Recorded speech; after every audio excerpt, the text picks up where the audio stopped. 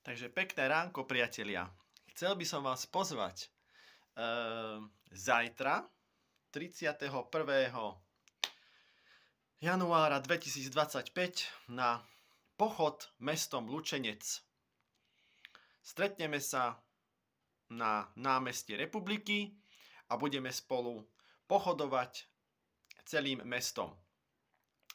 Vítané je všetko. Vítané sú vlajky, rabkáče, píšťalky, jednoducho všetko, aby nás bolo počuť, že Slovensko je Európa.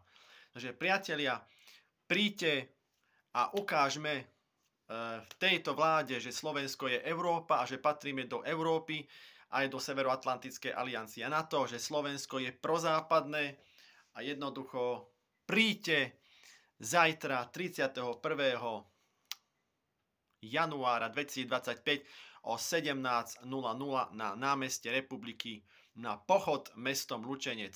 Ďakujem iniciatíve Lučenec a ostatným, že sa na tomto konečne podielali, že môžeme spraviť pochod, protest v Lučenci. Lebo doteraz som aj ja chodil na protesty, ako ste videli na mojej stránke Michal pre Lučenec na Facebooku.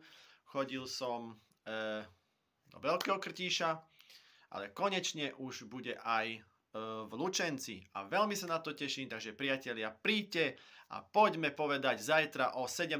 hodine na pochode v Lučenci na námeste Republiky, poďme povedať, že Slovensko je Európa a patríme do Európskej únie a patríme do Severoatlantickej aliancie NATO.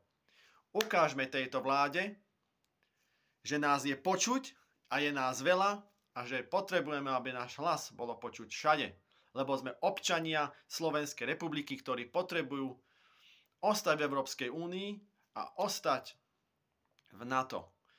My sme Slovensko, my sme Európa. Piatok 31.